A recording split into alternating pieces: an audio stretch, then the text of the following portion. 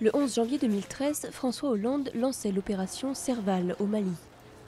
Une intervention conçue pour chasser les rebelles islamistes qui avaient pris le contrôle du nord du pays en 2012. En moins d'un mois, les soldats français et maliens reprennent les 3 grandes villes du nord occupées par les djihadistes, Gao, Tombouctou et Kidal. Quand on se rappelle ce qu'était le Mali il y a exactement un an et ce qu'il est aujourd'hui, je pense qu'on ne peut que se féliciter de la situation actuelle. Il y a bien sûr toujours des difficultés, comme dans tous les pays, mais la comparaison est sans appel. Sur le plan institutionnel, un an après, le Mali est de nouveau sur les rails. En juin, les autorités et les rebelles touaregs qui occupaient Kidal ont signé un accord de cessez-le-feu permettant le déploiement de l'armée malienne et ouvrant la voie aux élections. Le 11 août, l'ex-premier ministre Ibrahim Boubacar Keïta est élu président. Les observateurs estiment le scrutin libre et transparent, c'est le retour de la légalité et de l'État malien. Une étape importante, car c'est un coup d'État militaire en mars 2012 qui avait précipité la chute du nord du pays aux mains des islamistes. Sans le Serval, le Mali ne serait pas aujourd'hui ce qu'on est.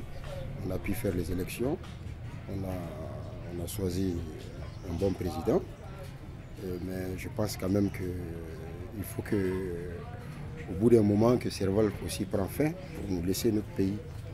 Il y a une bonne partie du pays qui est libérée avec l'appui de l'opération Serval et d'autres partenaires et amis du Mali.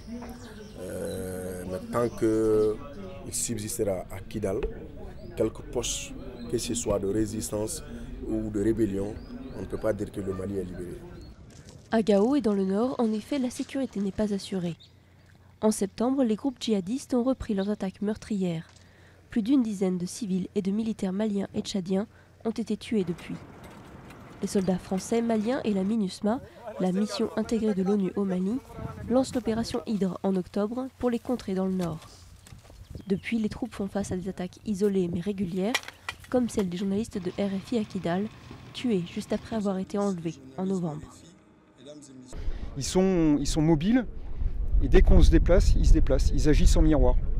Donc c'est bien ça toute la difficulté. La France restera là, car il ne faut pas laisser revenir ces groupes que nous avons largement disqualifiés.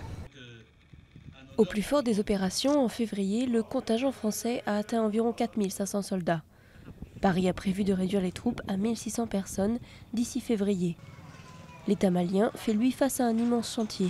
Défis militaires dans le nord, défis économiques dans un pays déjà très pauvre et corrompu avant 2012, et aussi le défi de la réconciliation, car le conflit a attisé les haines entre les différentes communautés.